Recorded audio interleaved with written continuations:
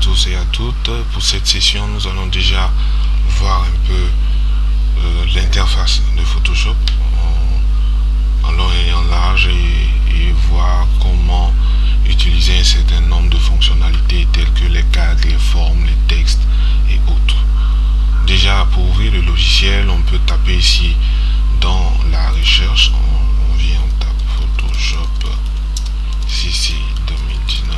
Voilà, on voit que là, ça va s'afficher. Une fois qu'on clique sur le logiciel, on va par la suite chercher à ouvrir notre logiciel.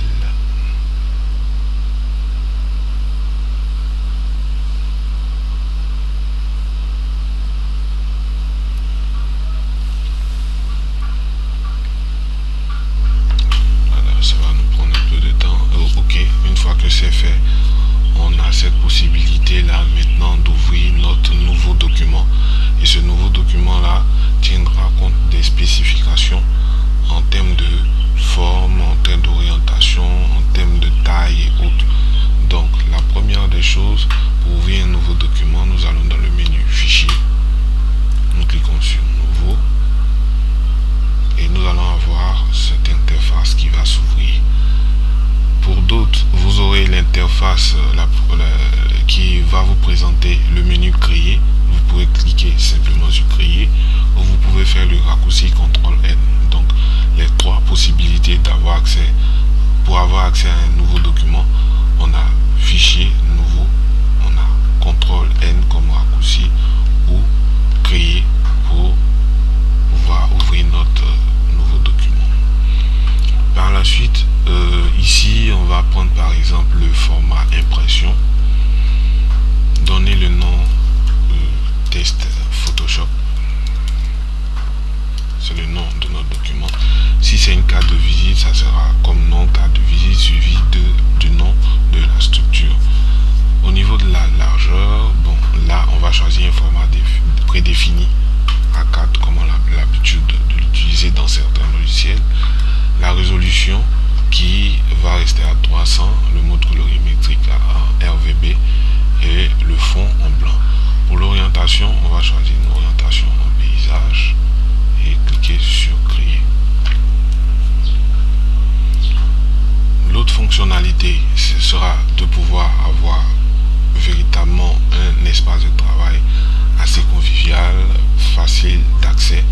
Donc pour le rendre opérationnel, nous avons plusieurs possibilités. Nous pouvons faire le raccourci CTRL-0.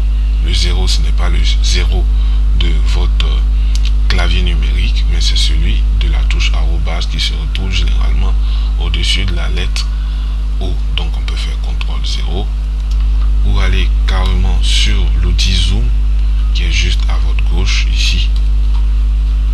Voilà l'outil Zoom qui est là. Vous cliquez dessus et on a plusieurs possibilités de zoomer notre espace.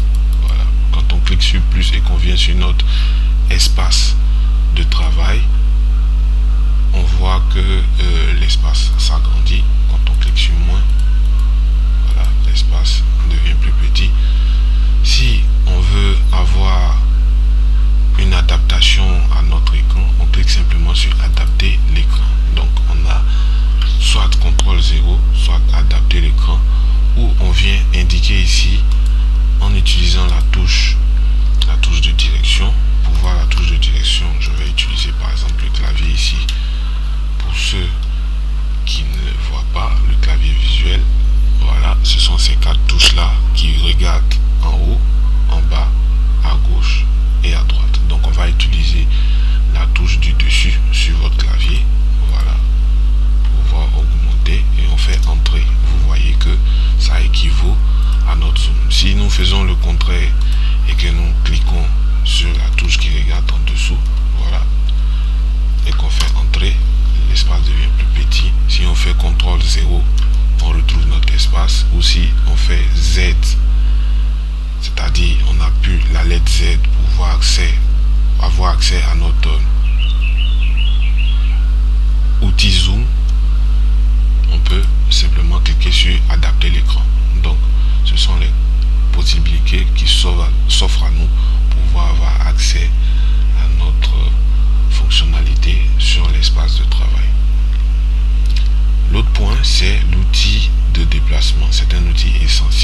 qui va nous permettre d'avoir non seulement la possibilité de sélectionner notre élément de manière automatique, mais qui nous permettra de pouvoir actionner ou activer tout ce qu'on appelle options de transformation.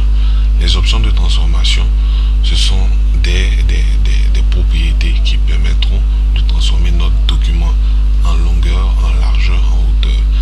L'autre point essentiel, c'est de regarder juste au-dessus. Après avoir activé notre outil de déplacement, on regarde sélection automatique, activé, calque. Si on voit que c'est groupe qui est activé, on revient sur calque simplement. Si c'est calque, on peut laisser. Et option de transformation par la suite.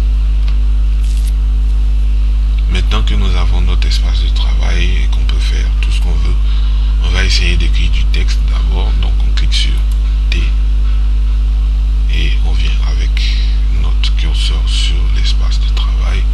On fait le premier clic gauche et on a notre texte qui est là. Voilà. Ici, si on veut écrire du texte, il suffit d'utiliser notre clavier. Si nous écrivons Abidjan, voilà, on a notre texte qui est là.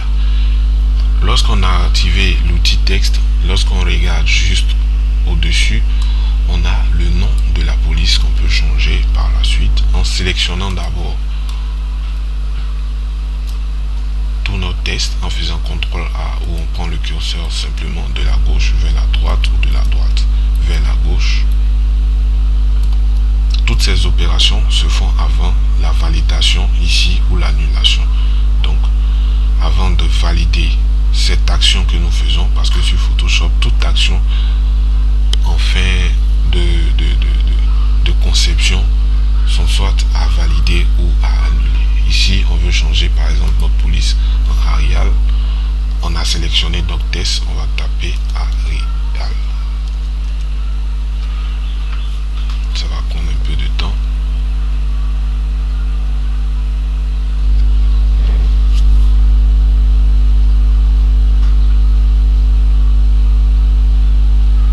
Voilà.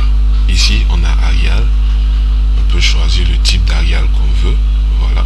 Vous remarquerez que au niveau du style, juste au-dessus ici, il y a des changements lorsqu'on glisse. Donc si je prends Arial Bold, on verra qu'on aura un Arial, mais de type Bold, de style Bold. Pour agrandir maintenant la taille de la police, on vient juste là, sur le T. On va avoir un doigt ici avec des flèches. Si on maintient le clic gauche et qu'on va à gauche, ça diminue. Si on maintient le clic gauche et qu'on va à droite, on voit une augmentation. Voilà.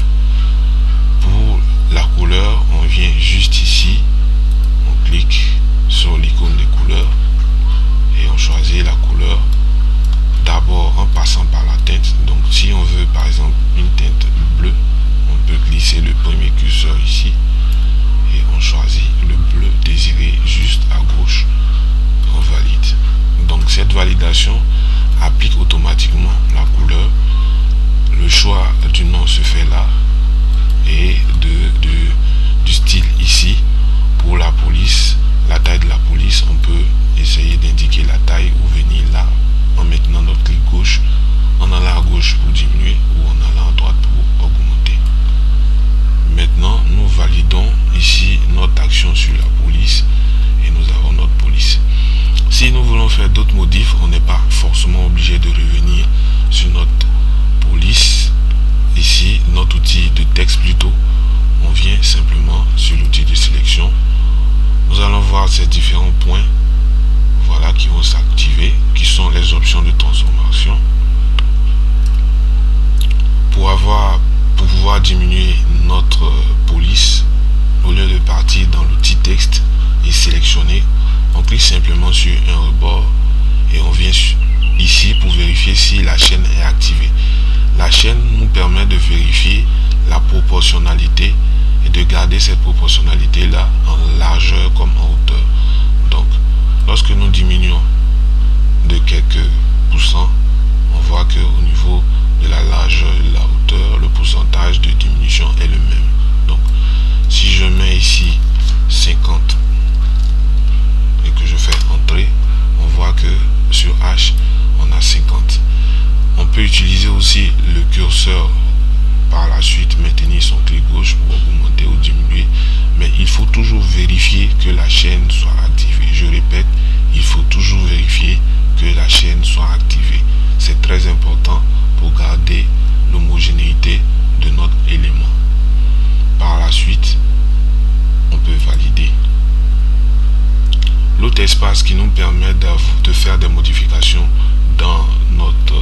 sur notre texte, c'est d'aller dans cette icône, ce panneau caractère. On peut cliquer dessus. Voilà. Si on n'a pas cette possibilité, on peut aller simplement sur fenêtre, caractère. Voilà, et ça s'affiche. On a le nom.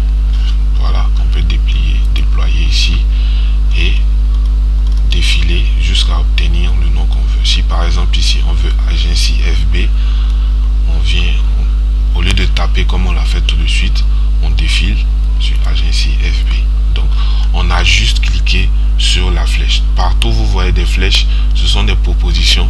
Donc quand vous cliquez dessus, vous avez le choix entre ces propositions. Voilà. Donc on peut non seulement changer le nom, changer le style ici, on peut changer la taille avec des formats prédéfinis ou taper la taille qu'on veut. Par exemple, si on veut 70 points, on tape 70. Voilà. Avec toujours l'outil de déplacement activé, on peut déplacer notre élément en maintenant le clic gauche dans toutes les positions, à gauche, à droite, en haut, en dessous, en bas. Voilà. Ici, si nous voulons par la suite augmenter la taille, on ne fait que la sélection, on n'est pas obligé d'aller forcément prendre l'outil texte, sélectionner tout. On peut simplement sélectionner et on vient, on tape la taille ici sans faire entrer. Voilà, on peut ajuster. Voilà. Quand on ajuste, si on veut avoir le juste milieu, généralement on a des signaux ou des repères qui se créent sur le fond horizontal comme vertical.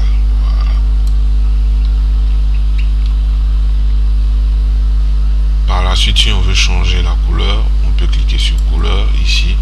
Voilà, on choisit d'abord la teinte et on vient ici, par exemple, si c'est le rouge ici, on clique sur le rouge et c'est OK.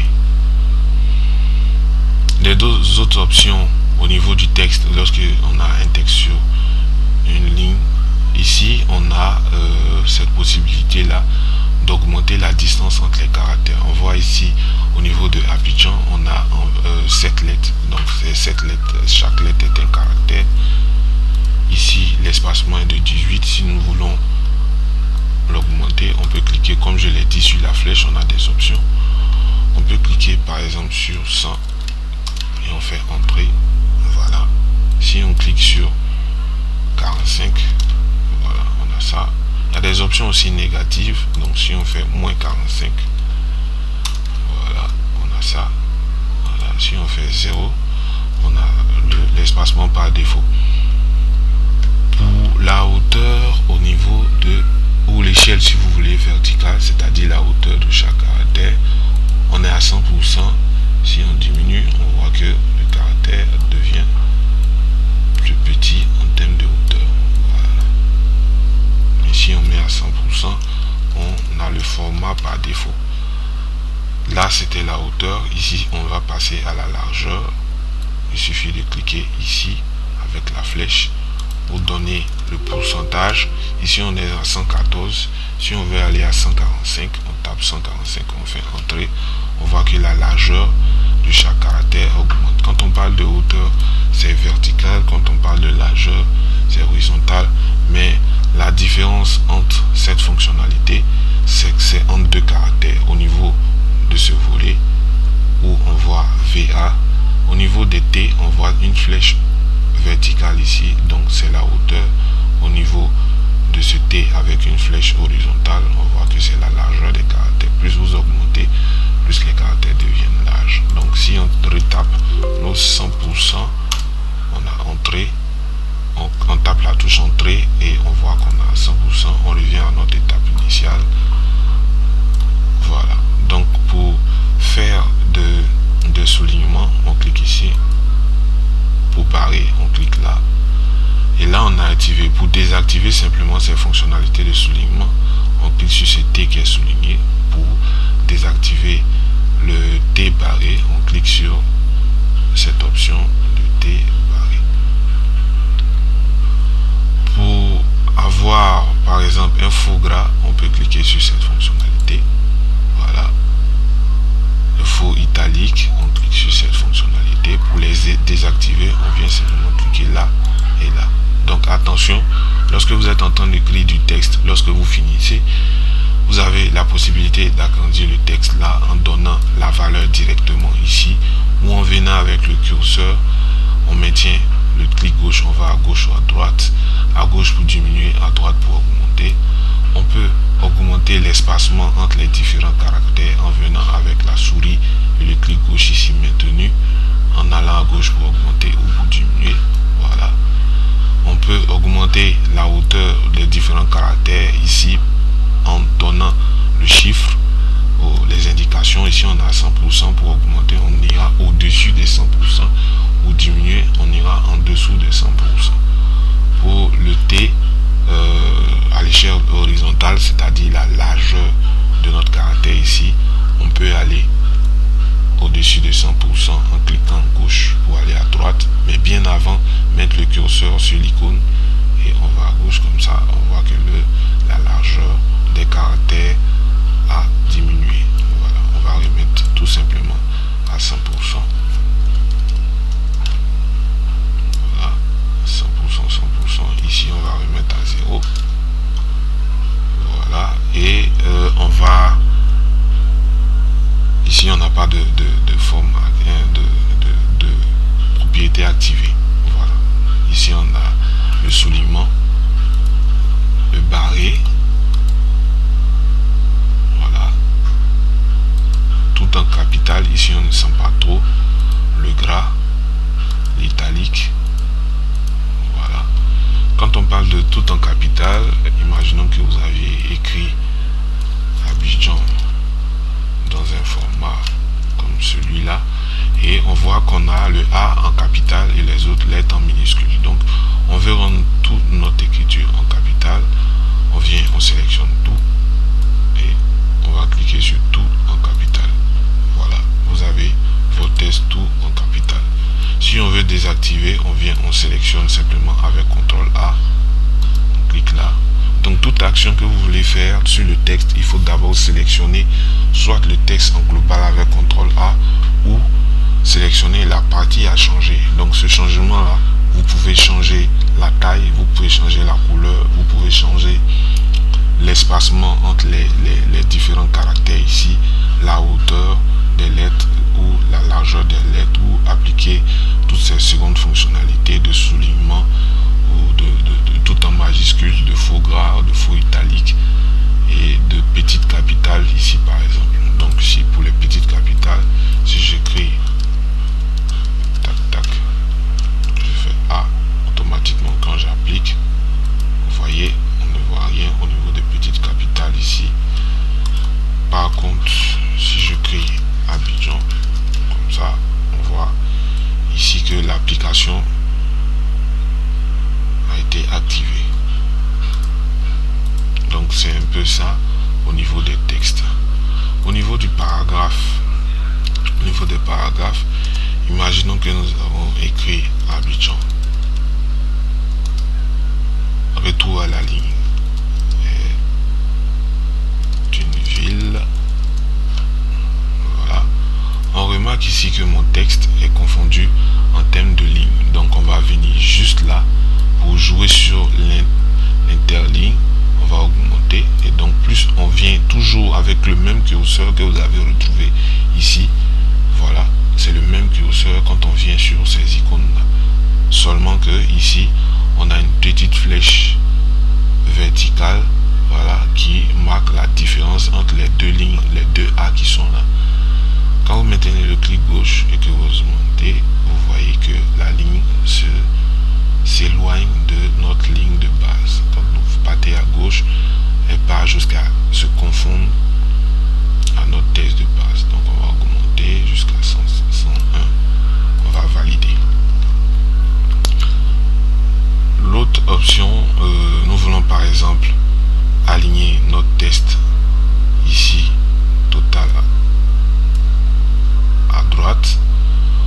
soit cliquer ici sur cette icône là, voilà, et par la suite maintenir notre clic gauche hors du texte pour pouvoir bouger. Si on veut centrer, on centre comme ça et on tire hors du texte avec le clic gauche pour revenir. Si on veut aligner à gauche, on clique à gauche là pour aligner. Donc ces options là sont encore plus développées dans l'outil paragraphe, dans le panneau plutôt paragraphe. Donc le panneau paragraphe ici est accessible. On peut jouer avec cette fonctionnalité là pour centrer ici. Voilà. Voilà. À gauche, à droite, centré. Voilà. Donc on va aligner à gauche. On se rend compte ici au niveau de la première ligne, voilà, de la distance entre les premières lignes, qu'il y a une distance de 18,87. Si on la met à 0 et qu'on fait rentrer, on voit que le point de notre test est confondu avec l'espacement ici.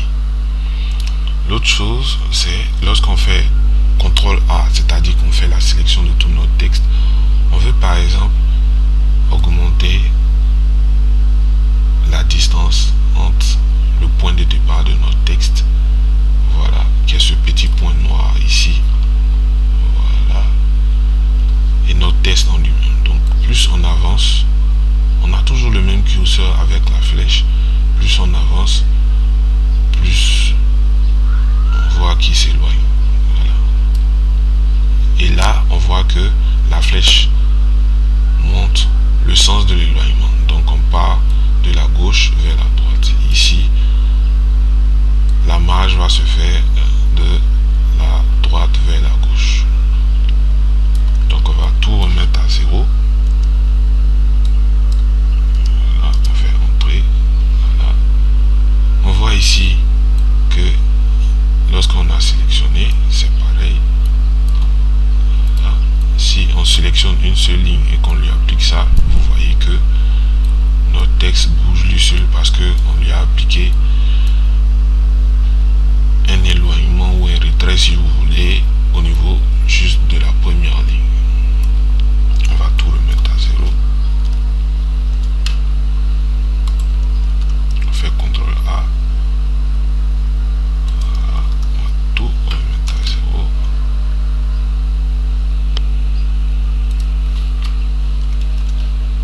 Voilà.